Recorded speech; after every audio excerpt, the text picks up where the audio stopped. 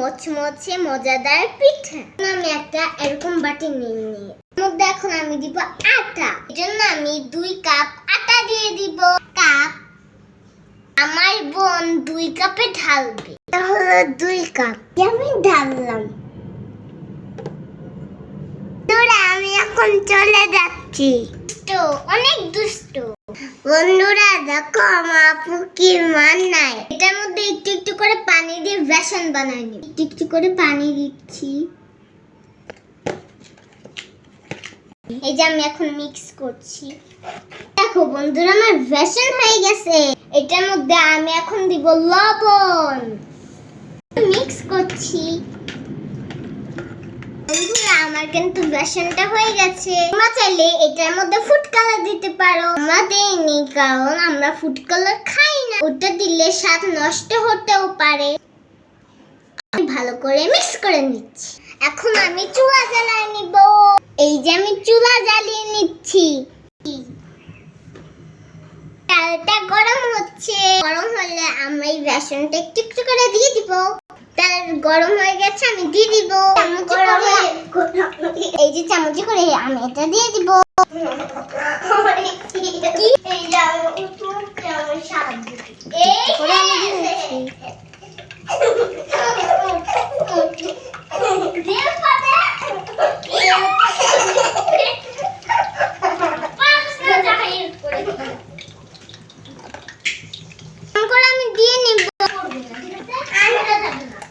আবারও দিয়ে নিচ্ছি।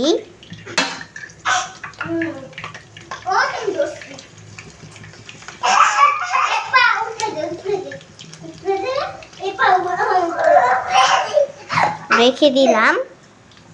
এখন যদি এটা একদম মচমচে করে ভেজে যাবে, পরে আমরা এটাকে উঠিয়ে নিব। খুবই মজাদার। নানিরা আমাদেরকে বানিয়ে খাওয়াতো। এই যে কিরকম করে ফুটছে, এরকম করে একদম লাল টকটকা করে ভেজে নিব।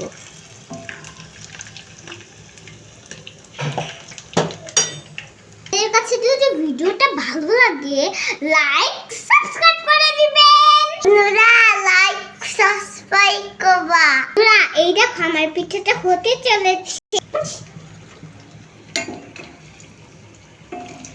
আরো আটা বাকি।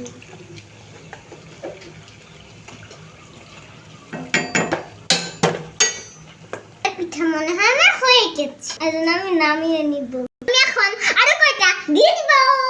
মুচা এই যে এরকম করে আমি নিলাম। নেওয়ার পর আমি আরো দিয়ে দিব। তেলটা বেশি গরম, এই জন্য এরকম করে ভালো করে হচ্ছে। এটা মনে হয় একটু ভালো হবে।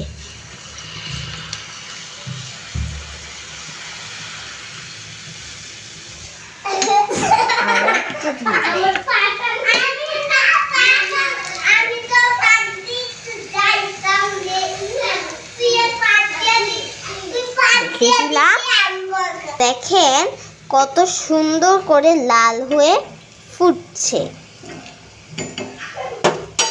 যদি মাটির চুলা হতো তাহলে সুন্দর হতো। নানিরা মাটির চুলা রান্না করে খাওয়াতো। এই দেখেন এটাও হয়ে গিয়েছে। আমি এটাও নামিয়ে নিব। নামিয়ে নিব।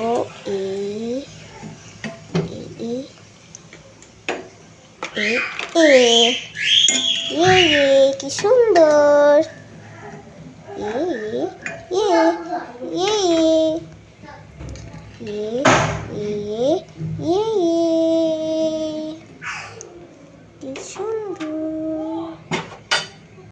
আবার ওরকম করে আমি দিয়ে দিব।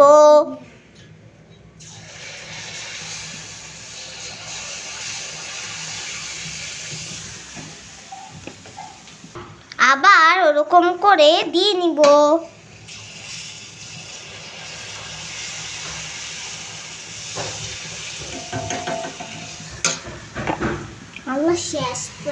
এটাও কত সুন্দর করে হয়ে যাচ্ছে। কিন্তু সবগুলা ভাজা হয়ে যাচ্ছে। আপনাদের কয়টা ভাজা হয়েছে আপনাদেরকে দেখাচ্ছি। কতগুলো মুচমুচে দেখলেন।